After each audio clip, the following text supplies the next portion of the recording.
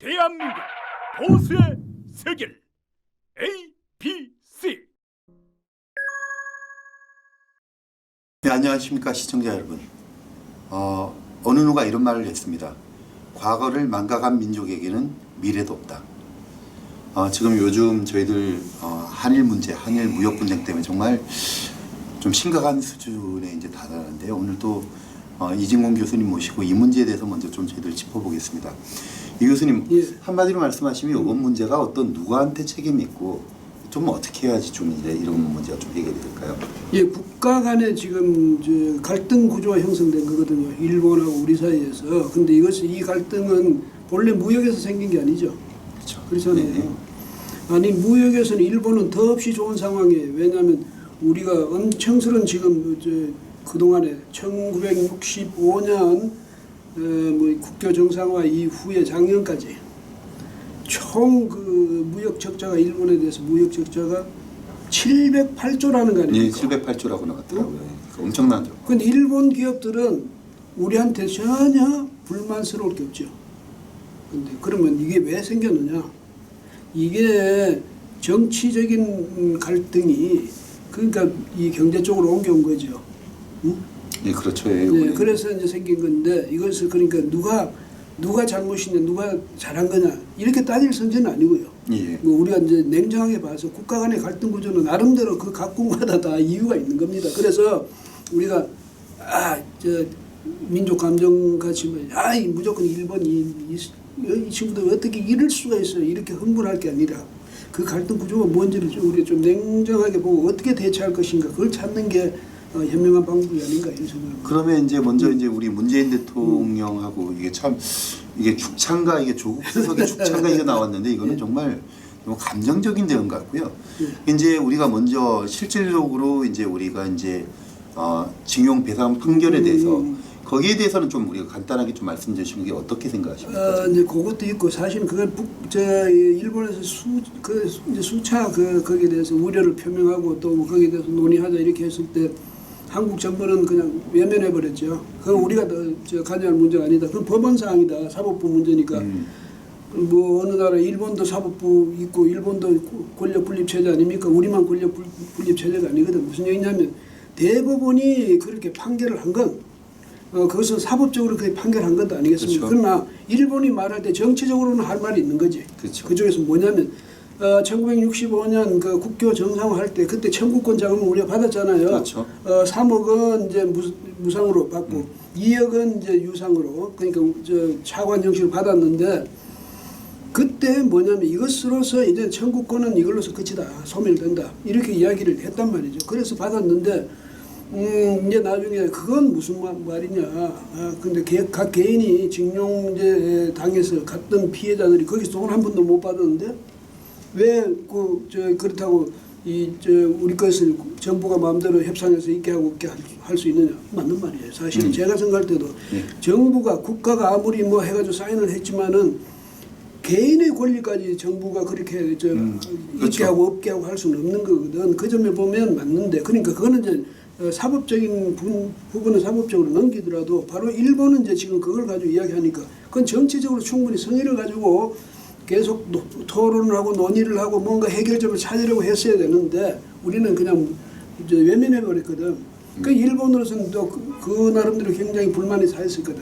그것도 있고 또 하나는 뭐냐면 문재인 대통령이 이 정부가 들어서서 유난히 일본에 대해서 민족 감정을 부추겼거든요. 맞아요. 이건 사실. 계속 부추기면서 전번에 박근혜 대통령이 있을 때 그게 2015년 12월 달에 위안부 합의를 했잖아요. 그렇죠. 네?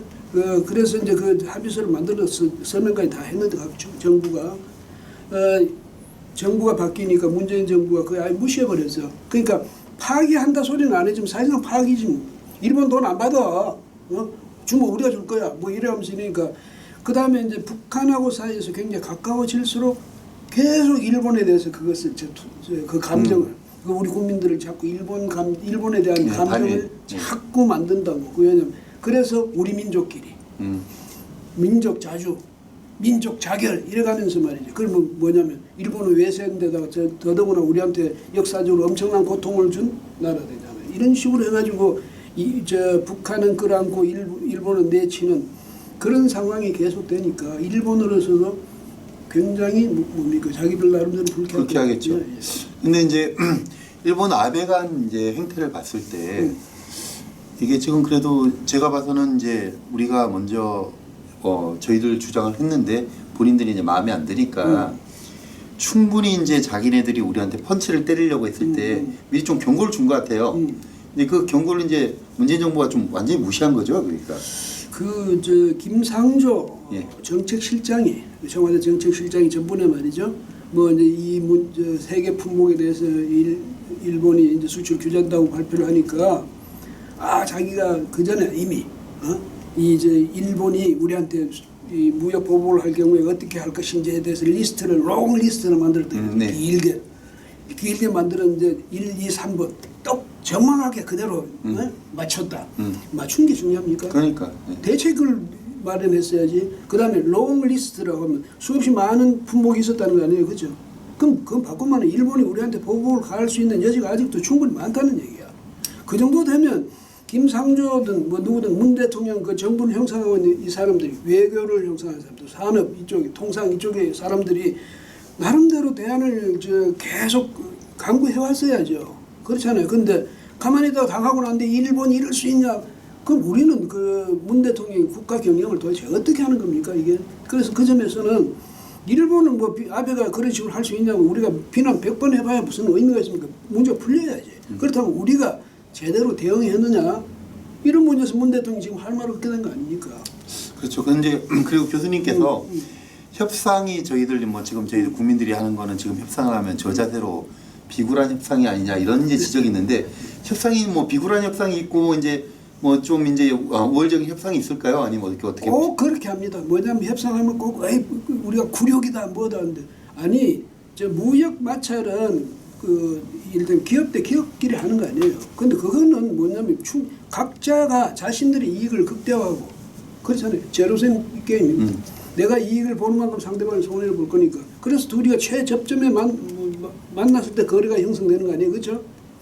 그런데 거기에 무슨 굴욕이고 뭐가 아니고 필요 없거든. 그런데 이쪽에 정치적인 문제, 그 외교 문제 왔을 때는 사실은 아마 아베 쪽에서 상당히 문재인 정부 들어서고 난 뒤에 하도 그러니까 굴욕감을 느꼈을 수가 있습니다. 그 개연성은 우리가 굴욕당하는 것보다 일본이 오히려 더 굴욕을 느꼈을 수가 있다고. 그 점도 또 인정해 줘야 되고 뭐냐면 일본이 우리한테 정말 모진 일을 많이 했죠. 모진 짓을. 그렇죠. 뭐 임진왜란도 그렇고 뭐 우리 식민 통치도 그렇고. 근데 어떻게 일본하고 싫다면 우리 이사 갑니까? 아니면 일본 이사 보냅니까? 우리는 이제 살다가 죽잖아요. 살다가 우린 다 가. 그 다음 세대도 살다가 또 가고. 그렇지만 나라는 영원히 두 나라가 옆에 붙어 있겠죠. 그러면 이것을 역사적인 그런 감정이라든지 역사의 은원, 뭐 은혜나 원수 이런 것은 원하는 이건 어떻게 갚느냐. 그 우리가 일본보다 이기면 돼요. 응? 그런데 그 노력은 안 하고 청와대도 마찬가지잖아요. 그 대비책은 안 세우고 계속 반일 이러면 우리가 뭐 일본 이겨집니까? 그러니까 만날 지면서 큰 소리만 치는 거지. 예, 그런데 그 점에서는 문재인 대통령의 대응이 저는 전혀 마음에 안 든다. 국민은 생각 안 하고 자기들 정책적인 어떤 목표라든지 자기의 개인 감정이라든지 이걸 너무 앞세운 게 아니냐 이런 생각이 듭니다. 이제 그래서 지금 이제 아베 정부가 지금 요번에 이제 오늘 여론조사를 보니까 이제 오히려 지지율이 떨어지고 있더라고요. 그러니까 이제 뭐 이런 대일 이제 무역 보복을 하면은 본인들 이제 보수표가 이제 결집이 될 줄 알았는데 지금 제가 봐서는 이제 이 게임이 이제 이 싸움이 계속 지속될수록 이제 한국에도 유리하지 않고 이제 일본에도 서로 이제 좀 피해를 입는 서로 이제 마이너스의 이제 게임이라고 생각을 하는데요. 이러한 부분에서 좀 어떻게 하면은 좀 이러한 문제들이 뭐 미국이 개입을 해야 된다 아니면은 이런 부분들에서 어떻게 협상을 하고 어떻게 풀어나가는 게 좋을까요? 미국이 지금 과연 이제 우리 입장을 편을 들어서 일본에 대해서 좀 제지를 할 것인가 아니면 일본에 대해서 중재를 하면서 일본 보고 뭐 참으라 이렇게 할 것인가. 저는 옛날하고는 분위기가 많이 달라졌다고 봐요. 그래서 옛날에는 한미 이것이 말하자면 저쪽에 저 북중러 이쪽과 이 대결 구도를 형성하면서 이쪽에 이제 안보 체제를 만들었거든. 근데 한국 정부는 그동안에 사실은 우리 민족을 이걸 너무 내세움으로써도 미국도 외세라는 걸 아무 뜻없이 분명히 했단 말이죠. 그다음 미국 쪽으로 자꾸 안 끌려가고 그럴수록 북한 쪽 끌어안으려고 북한하고 결속하려고 이렇게 자꾸 보이니까 미국으로서도 사실 한국을 볼 때 확실히 안보라는 측면에서 또 이 동북아 경제, 정치, 안보 이런 측면에서 한국이 과연 신뢰할 만한 파트너인가? 아니 그 최 대표가 또 어떻게 생각하세요? 그게 미국이 그렇게 확실하게 옛날처럼 믿을 수 있겠습니까? 그렇게 되면 어떻게 되냐면 일본하고 미국은 지금 더할 수 없이 좋은 사이가 돼 있거든요. 그렇죠, 그렇죠. 아베하고 트럼프는 더 이상 어떻게 좋을 수 없을 정도로 지금 아주 골프도 같이 치고 친밀한 관계가 되어 있는데 문재인 대통령은 어떻게 됐습니까? 뭐 좋아하는 척하는 것 같아요 이제 보니까. 좋아하는 척도 아니죠. 트럼프가 보면 작년 4월도 그렇고 이번에 5월인가 4월 그때도 가면 문재인 대통령 가니까 옆에 앉혀놓고 뭐냐면 자기는 기자들하고 막 이야기만 실컷 하다가 시간 다 됐네 이거 끝났죠. 문 대통령이 작년 경우에는 뭐 이야기를 하니까 그 통역할 필요 없어. 내가 아는 이야기야. 그래 뭐냐 그 정도로 이제 트럼프도 미국도 한국 정부에 대한 어떤 불만을 은연중에 표출하는 것 아닙니까? 이런 것을 봤을 때 미국이 우리 편을 적극적으로 들어서 일본을 뭐 설득할 것이다. 저는 그거는 기대할 수 없고요. 또 더 지금 앞으로 좀 내다보면서 우리가 진지하게 고민해야 될 것은 뭐냐면 옛날에 1950년 1월 달에 그때 딘 애치슨 미 국무장관이 방어선을 그때 일본과 필리핀으로 이어지는 선으로 그었어요. 그렇죠. 그러니까 대만하고 한국은 제외됐지. 그걸 김일성이가 딱 보고 이제 됐다. 기회가 왔다. 그래서 왜냐하면 그 전에는 스탈린한테 가가지고 남한 내가 저걸 다 뭐냐면 통일해야 되겠다. 뭐 국토 완정이라고 그래. 다 이제 그럴 때 스탈린 기다려 아니 기회가 아니야 이러다가 예치슨 라인이 그 1월 그 달에 에치슨이 그 선언하고 나니까 이제 때가 돼서 가도 좋아. 근데 모택동이하고 이야기해가지고 모택동에 허가 받아가지고 가라고 그래. 그렇죠.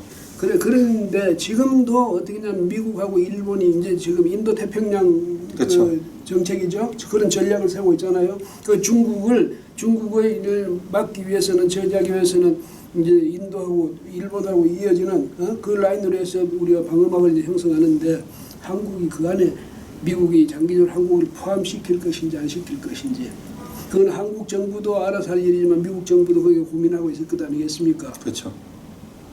그래서 그런 점으로 볼 때도 과연 우리가 미국, 일본하고 거기서 우리도 같은 그러니까 우리가 한편 애들 말마다 한편 먹을 수 있을까? 아니까 그것도 진작에 고민을 해야 되니까 그 점에서 미국은 우리 편 대줄 거다. 일본은 나쁘니까 이런 소화적 발상 그런 생각 가지고는 문제가 안 풀린다 이 말이죠.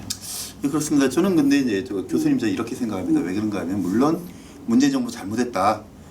그러니까 여러 가지 시간도 있었고 이제 방법도 있었는데 반일 감정하고 또 친중 정책을 펼침으로써 인해서 매를 이제 본 거다. 그러나 저는 이렇게 서로 싸움할 때 무조건 직접 때리는 경우도 있지만은 너 맞을래 이러고 이제 이런 상황에서 이제 자기 입장에서 보니까 일본 입장에서 보니까 우리 한국이 좀 이제 때를 쓰는 것 같으니까 너 그러면 이제 너 맞는다 이러면서 불구하고 너 때릴 테면 때려봐라 이런 자세였던 것 같아요. 제가 봐서는. 그런데 저는 이제 만약에 때린다 그러고 때렸을 때 만약에 그게 가장 좋은 거는 때려서 맞아가지고 복수를 하는 것보다는 싸움이 나지 않게 저쪽에 상대방이 때리면은 피하고 피할 수 있으면 피하고 이제 싸우지 않는 게 가장 이제 좋은 상수라고 생각을 하는데 지금 이제 저희가 이제 일본에 좀 세게 한번 맞았습니다. 저는 좀 약간 전자에는 이제 동의하지만 어떤 생각이 있냐면은 자 저희 나라가 망해가지고 지금 자존심이 상했는데 물론 이제 국익을 생각하고 우리 기업을 생각을 하면은 가장 협상을 해야 되겠죠. 근데 우리가 저 자세로 만약에 협상을 임한다면은 우리 좀 국민들이 입는 상실감. 그래서 일부 국민들이 지금 일본 상품 불매 운동하고 일본 가지 않기 뭐 하지만은 예전에 이제 경험해봤습니다. 그게 별로 효과는 없을 것 같지만은 과연 그렇다고 이제 우리가 여기서 이제 그냥 가만히 있는 것보다는 좀 일본한테 좀 본때 있지 않습니까? 본때라는 표현보다 좀 우리 한국 사람들이 좀 이렇게 하면은 좀 일본 사람들한테 오히려 좀 한방 싸워서 있지 않습니까? 저희들 펀치를 매길 수 있는 게 좀 뭐가 있을까요? 그럼 저 펀치 한번 매기고 싶습니다. 저 아베 앞에 있으면 저는 정말 아베한테 한번 욕 한번 해주고 싶습니다. 얘 나쁜 놈이라고. 근데요, 우리 이제 한국인들의 그 반일 감정, 이건 일본도 너무 잘 알고 있죠. 그다음에 이런 우리 한국인의 반일 감정, 이 정서가 절대 변하지 않으리라고 잘 알고 있죠. 그래서 그 사람들이 아베가 그렇게 이야기한다고 한국 사람들이 정서가 바뀌려고 전혀 생각을 안 하죠. 그러니까 우리 이제 그 문제가 아니고 뭐냐면 이 외교 문제, 그 외교가 왜 필요합니까? 그런 이제 갈등 구조가 형성됐을 때 그걸 풀기 위한 수단이 외교 아닙니까? 그렇죠? 그러면 근데 우리나라에서는 지금 외교부는 없어요. 강경화 외교부 장관은 아프리카로 가가지고 외교 지평을 넓힌다고 아프리카로 갔어요. 그다음에 산업통상자원부 장관 이 문제 가지고 나와서 하는 거 못 봤죠? 과장만 그랬죠. 김현종 안보실 차장 제2차장이 저 미국 나흘간 갔다 온 게 그게 이제 전부고, 그다음에 그날 당일날 그 지난 4일 당일날 일본이 발표하는 그날 NSC 그 국가안보안전보장회의 그 상임위원회 열었던 게 그게 전부인데, 그게 대책이 전부예요. 그 다음에는 문 대통령 아베가 그렇게 직접적으로 나와서 그 이야기할 때는 누가 대답하라고 이야기하는 겁니까? 문 대통령이 해야죠. 예. 그 아베가 아베하고 카운트 파트는 문 대통령이니까 내가 이야기할 때 응답하라 문재인 이거 아니에요. 그렇죠. 근데 문재인 대통령 뒤에 있다가 뭐라고 했냐면 슬슬 민족 감정이나 부추기는 시기 되면 이거는 국가 원수도 하고, 그다음 이제 그런 태도가 아니죠. 그건 무슨 얘기냐면 전라남도 가가지고 말이죠. 여러분 이 이순신 여기 전남 주민은 이순신 장군과 함께 배 12척으로 말이지 적을 물리쳤다. 그럼 뭐 하자는 겁니까 그거? 그거는 일본하고 전쟁하자는 겁니까? 그랬더니 그 아까 최 대표 이야기했듯이 조국 민정수석 대통령한테 가장 총애받는 그 사람 또 뭐라고 했어요? 그 SBS 영화 무슨 녹두꽃 그 녹두라는 거 하죠. 녹두 장군. 녹두 장군 전봉준. 전봉준의 상징이거든요. 그러니까 전봉준 장군의 상징인데 녹두꽃 그 드라마를 마지막 회를 보고 나니까 그게 잊었던 죽창가가 생각나더라. 그 죽창가를 올렸어요. 그러니까 그럼 어떻게 해요? 죽창 가지고 일본 쳐들어가자는 거예요. 그래서 그거는 이제 우리 같은 일반 국민들이 그렇게 감정을 북돋우고, 그다음에 오히려 대통령하고 책임 있는 사람들을 좀 참아라. 우리가 이걸 외교적으로 풀어낼게 이렇게 해야 돼. 완전히 거꾸로 돼서 국민들은 지금 답답해가지고 이러다가 정말 우리 수출의 가장 중핵적인 분모, 또 우리 사실 전체 산업의 가장 핵심적인 부분, 이게 지금 갈 수도 있다. 이거 어떻게 하느냐 이렇게 국민들은 걱정하는데, 그래가지고 이재용 삼성전자 부회장은 일본까지 쫓아가가지고 어쨌든 당장 급한 불은 끄고 왔다 했잖아요. 이렇게 하는데 대통령하고는 앉아가지고 우리 일본 니들 가만 놔두나 봐라 이런 식으로 하면 국제 간에서 그 갈등이 풀리겠습니까? 네, 맞습니다. 저는 이렇게 생각합니다. 이제 오늘 참 좋은 말씀인데요. 자, 우리가 이제 우리 국민의 책임입니다. 또 우리의 책임이고요. 우리 보수가 이제 분열하고 그다음에 우리가 깨끗하지 못하고 올바르지 못해서 우리 중도 이제 국민들한테 또 오해받은 부분도 있어서 이제 탄핵을 당해가지고 이렇게 정권을 뺏기다 보니까 정말 무능한 정권, 경제는 빵점이고 오히려 또 외교는 정말 존재 자체도 이제 모르게 이런 이제 현실을 이제 초래했습니다. 정말 이제 나라가 걱정이고 이제 그럼에도 불구하고 자기네들은 이제 감정놀이만 해가지고 정말 국민들을 더 벼랑 끝으로 몰고 가고 있는데요. 우리 이 시청을 하시는 우리 보수분들, 우리 중도 성향의 여러분들이 좀 더 이 사실을 좀 더 명확하게 아셔야 될 것 같습니다. 이제 그러려면 저희들이 좀 더 우리가 좀 더 공부하고 그다음에 저희들이 좀 더 연구해가지고 어떻게 하면은 과연 이 문제를 좀 슬기롭게 풀 수 있을까? 저희들 고민하는 시간 됐으면 하고요. 저희들 이제 자주 이런 여러 가지 사안 가지고 여러분들 찾아뵙도록 하겠습니다. 오늘 감사합니다.